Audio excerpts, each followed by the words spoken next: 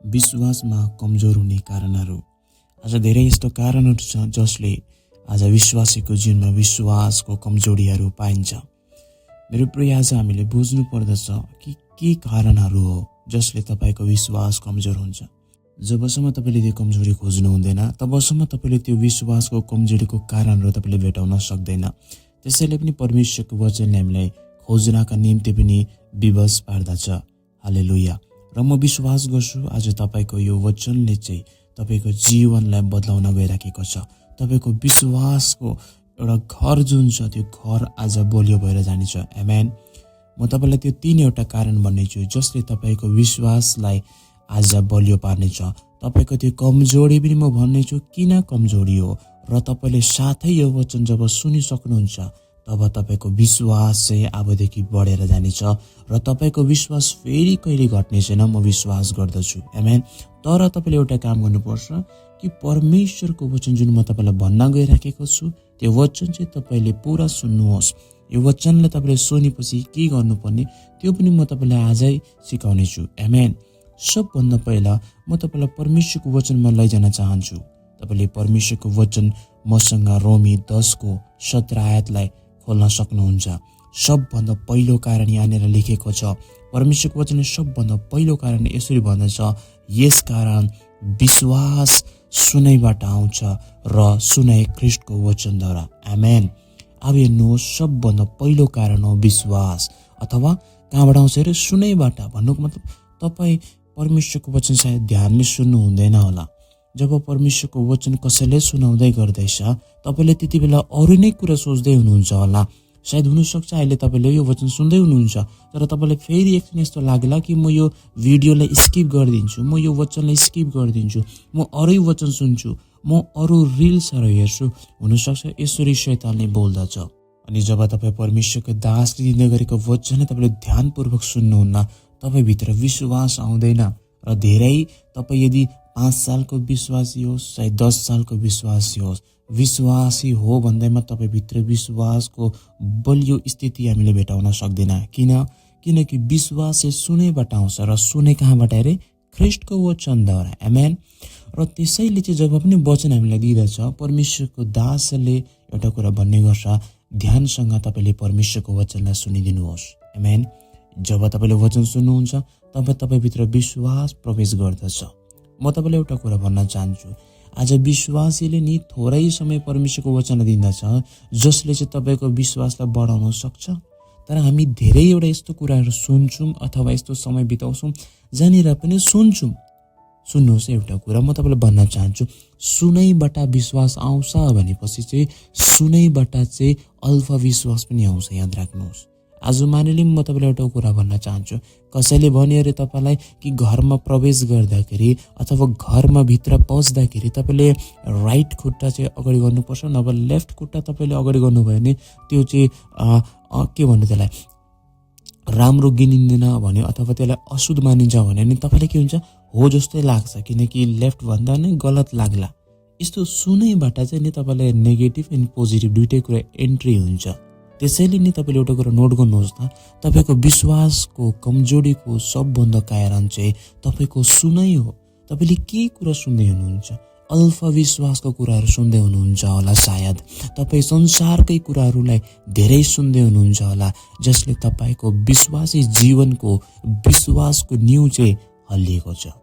आज तपाईँ विश्वासमा बलियो हुन चाहनुहुन्छ भने म तपाईँले एउटा कुरा रिकमेन्डेसन गर्न चाहन्छु, म तपाईँलाई एउटा रिकमेन्ड गर्न चाहन्छु, म तपाईँलाई एउटा उत्साहको कुरा भन्न चाहन्छु, परमेश्वरको वचन सधैँ सुन्नुहोस्। हुनसक्छ तपाईँ सधैँ बिहानै उठेर तपाईँले वचन सुन्नुहोस्। तपाईँले हाम्रो यो च्यानलबाट दिने वचन पनि सुन्नु सक्नुहुन्छ जसले तपाईँको आउँदो दिनहरूमा विश्वास साथै आत्मालाई अझै माथि स्तरमा लान गइराखेको छ। आमेन। र म तपाईँले एउटा कुरा भन्न चाहन्छु, विश्वास चाहिँ सुनेबाट आउँछ। त्यसैले तपाईँले वचन पढ्नुहोस्, वचन सुन्नुहोस्, वचनसँग समय बिताउनुहोस्, परमेश्वरको आवाज सुन्ने प्रयास गर्नुहोस्। जब तपाईँले यसरी प्रयास गर्नुहुन्छ म विश्वास गर्छु 2026मा चाहिँ तपाईँको विश्वासको लेभल बढेर जानेछ। तपाईँको विश्वास फेरि पनि कमजोर स्थितिमा तपाईँले भेटाउनु हुँदैन, तर तपाईँले तपाईँको विश्वासलाई चेन्ज भएको हेर्न सक्नुहुनेछ। आमेन। त्यसैले वचन सुन्नुहोस्, वचनले तपाईँको विश्वासलाई माथि स्थितिमा लाँदछ। र सेकेन्ड कुरा चाहिँ काम नगर्नुको कारण। अब कुन चाहिँ काम? परमेश्वरको वचनले भन्छ विश्वास त सुन्नुभयो, तर अब तपाईँले त्यो सुने अनुसार तपाईँले त्यसलाई लागू गर्नु भएन। अथवा तपाईँले वचन सुन्नुभयो, वचनमा भन्नुभयो हामीले प्रार्थना गरेन, परमेश्वरको अद्भुत काम हामी देख्न सक्छौँ, तर तपाईँले घरमा गएर प्रार्थना गर्नु भएन, तपाईँले घरमा गएर उपवास गर्नु भएन भने तपाईँको विश्वास पनि अधुरो हुन्छ। याद राख्नुहोस्, विश्वास नि दुष्ट आत्माले पनि गर्दछ। अनि त्यो विश्वास अनि तपाईँको विश्वासमा चाहिँ डिफ्रेन्ट हुनुपर्छ। डिफ्रेन्ट चाहिँ के भन्दाखेरि चाहिँ दुष्ट आत्माले पनि विश्वास गर्छ तर काम गर्दैन, अनि तपाईँले पनि विश्वास गर्छ। यदि तपाईँले पनि काम गर्नुभयो भने दुष्ट आत्मा अनि तपाईँको विश्वासमा कुनै पनि अन्तर भेटाउन सक्दैन। तर यदि तपाईँले सुन्नुभयो र सुने अनुसार काम गर्यो भने तपाईँको विश्वास बढ्छ। किनकि वचनमा यसरी लेखेको छ, जब हामी हेर्छौँ याकुबका पुस्तक 2:26 आयतमा यसरी भन्दछ, किनकि जसरी आत्मा बिनाको शरीर मरेको छ, त्यसरी नै विनाशको विश्वास पनि मरेको हुन्छ। सुन्नुहोस्, विश्वास बिना चाहिँ मानव जाति अथवा विश्वासको एउटा घर चाहिँ के हुन्छ, त्यो चाहिँ नष्ट बराबर हो। भन्नुको मतलब तपाईँले विश्वासको कुरा त सुन्नुभयो नि, तर तपाईँले त्यो कुरा देख्नु भएन भने तपाईँको विश्वास चाहिँ त्यो तोडिएर जान्छ। म तपाईँले एउटा कुरा भन्न चाहन्छु, एउटा विश्वासको कुरा तपाईँलाई भने अरे, एउटा उदाहरण दिउँ भन्नु पर्यो भने कसैले भने अरे तपाईँलाई, जब तपाईँ जब घरबाट निस्किनुहुन्छ, तब तपाईँ कुनै पनि काम गर्नुहुन्छ, तपाईँले यस्तो काम गर्नुहोस् भने अरे, तर तपाईँले त्यो कामको विपरीत जुन नेगेटिभ कुरा भनेको छ त्यो कुरा तपाईँले कहिल्यै भेटाउनु भएन भने तपाईँमा कहिले त्यो कुराको विश्वास हुँदैन। अझै एउटा उदाहरण दिन्छु म।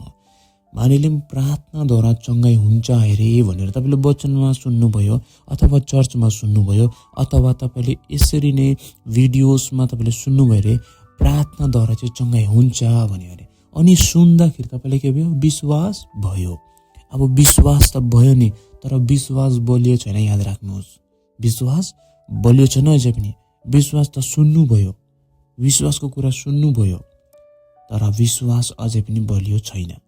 अनि त्यो बलियो कसरी हुन्छ भन्दाखेरि जब तपाईँ घर जानुभयो र तपाईँले देख्नुभयो यस्तो मानिस जो बिमारीमा हुनुहुन्छ, जो बिरामी स्थितिमा छ र जसलाई चाहिँ लाचार स्थितिमा छ, जसलाई चाहिँ प्रार्थना अथवा एउटा मेडिसिनको खाँचो छ, त्यो बिचमा तपाईँले त्यो सुन्नुभएको वचन याद आएर प्रभुको दासले भन्नुभएको छ, प्रार्थना गर र बिमारी निको हुन्छ।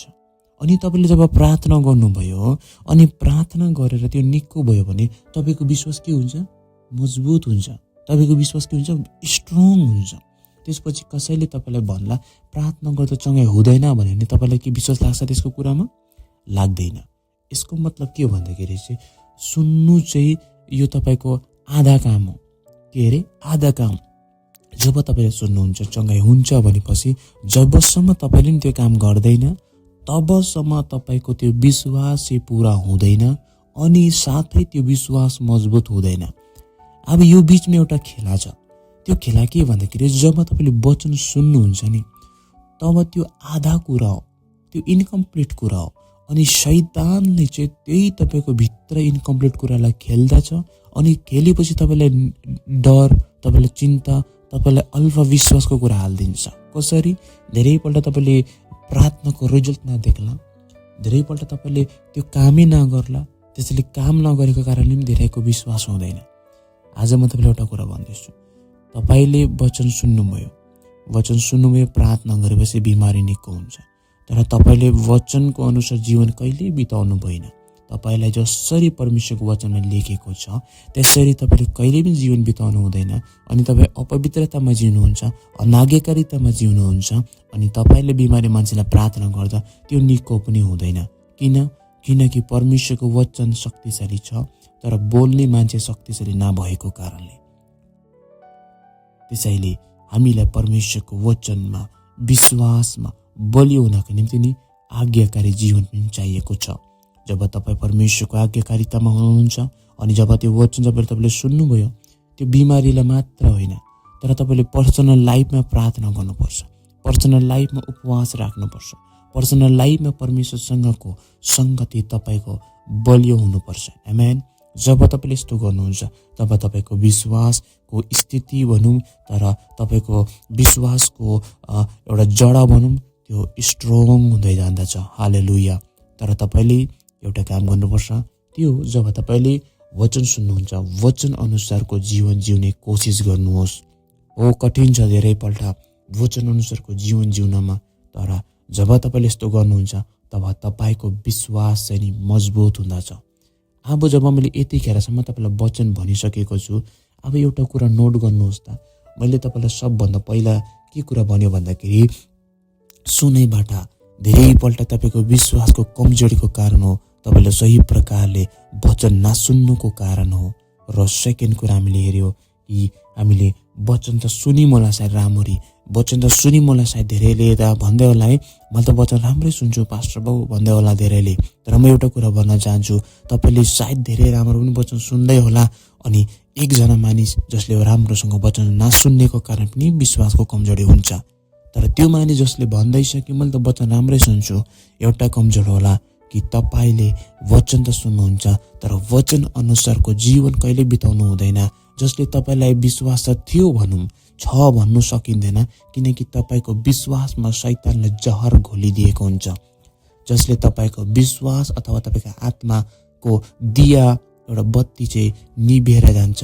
र त्यसरी प्रभुको दासले भन्छ, तिमीहरूको आत्माको बत्ती चाहिँ नानिबोस् भन्छ। हालेलुया। आज तपाईँले बुझ्नुहोस्, परमेश्वरको वचनले हामीलाई ती सबै कुरा सिकाउँदछ जुन कुराको खाँचो तपाईँ अनि मलाई पर्छ। फेरि पनि जब हामी तीसरा पोइन्ट हेर्दछु, कामद्वारा विश्वास आउँछ। याद राख्नुहोस्, जब तपाईँले काम गर्नुहुन्छ तब तपाईँभित्र के आउँछ? विश्वास आउँछ। जसरी मैले अघि नै भनिसकेँ तपाईँलाई, जब तपाईँलाई भनिन्छ कसैले बिमारी मान्छेले प्रार्थना गरेपछि त्यो निको हुन्छ, र तपाईँले निको भएको देखेपछि तपाईँको विश्वास आफै बढ्छ।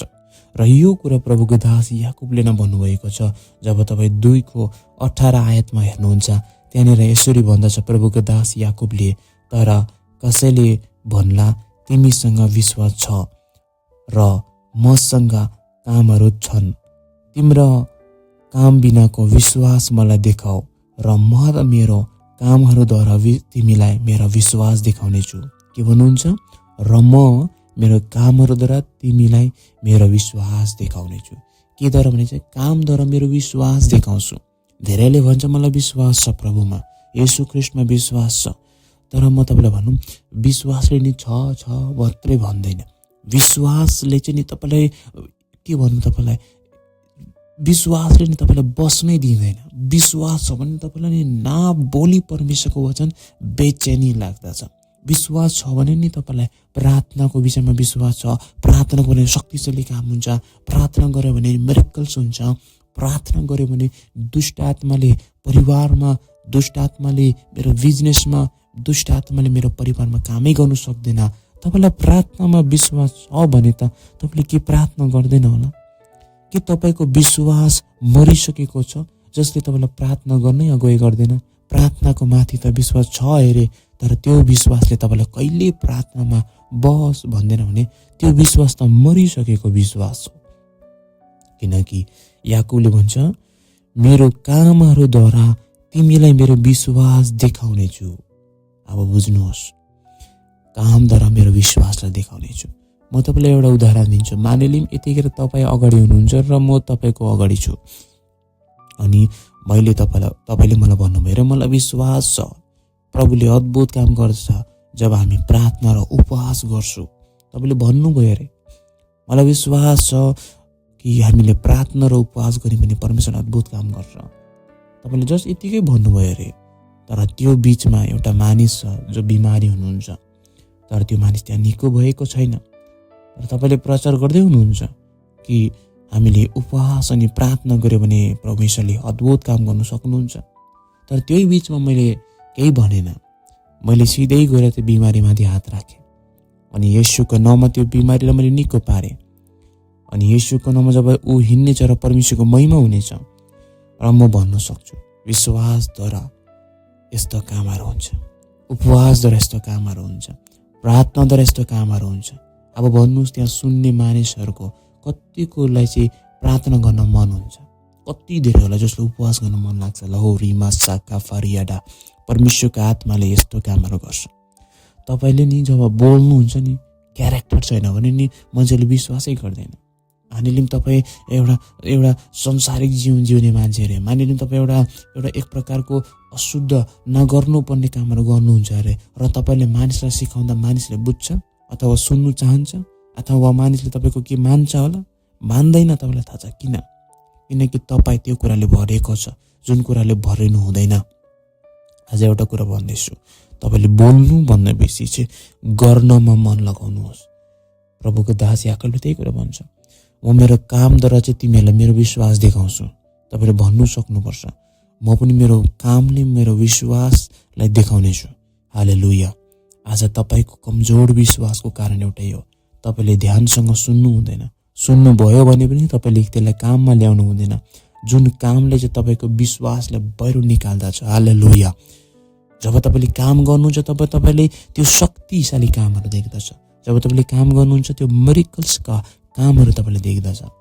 अब सोच्नुहोस्, अब बुझ्ने प्रयास गर्नुहोस् कि यदि तपाईँले परमेश्वरको वचन ध्यानपूर्वक सुनिदिएको भए, जब तपाईँले ध्यानपूर्वक त्यो वचनलाई तपाईँले सधैँ सुन्नुभएको भए, र जब तपाईँ वचन सुनेपछि तपाईँ जब घर आउनुहुन्छ, र जब तपाईँ घर आउनुहुन्छ तपाईँले के त्यो वचन अनुसार तपाईँले आफ्नो जीवनमा प्रार्थना गरेको भए, त्यो वचन अनुसार तपाईँले आफ्नो जीवनमा उपवास राखेको भए, त्यो वचन अनुसार तपाईँले प्रभुलाई दिनुपर्ने भाग दिएको भए, त्यो वचन अनुसार तपाईँले यदि सुसमाचार सुनाएको भए, यदि बिमारीहरूमाथि हात राखेर प्रार्थना गरेको भए, के तपाईँको विश्वास आज यो स्थितिमा हुन्थ्यो होला जुन स्थितिमा तपाईँ आज सायद होला?